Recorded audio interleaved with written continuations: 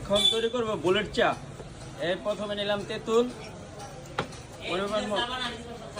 পরিমাণ মতো তেঁতুল নেবেন। তারপর একটা কাঁচামরিচ হবে, কাঁচামরিচ হবে।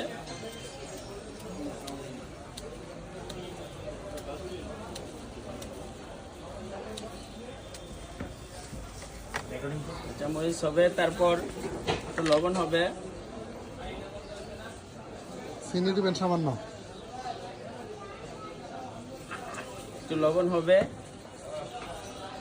আর চিনি হবে একেবারে সামান্য।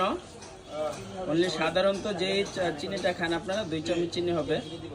এরপরে বলেন একটা চা বানাই জিলানি ভাইয়ের জন্য। আর এই চাটা আরো পরে হবে, একটা চা বানাই জেনে নেবার জন্য। তারপর হবে লেবু।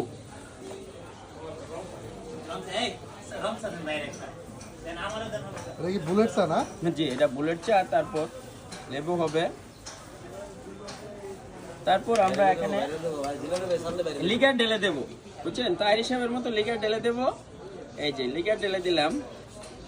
লিগার ঢেলে দেওয়ার পরে যে কাজটা করতে হবে, এই বুলেট চাটা আপনার সচরাচর আপনি ইয়াতে হবে না, চামচ দিয়ে লাললে এটা হবে না। এটাকে একটা ইলেকট্রিক ব্লেন্ডিং মেশিন আছে, এটা ঢাকা থেকে আনা হয়েছে। এই দেখছেন, এটা ছোটখাটো এনে একটা কেমত শুরু করবে।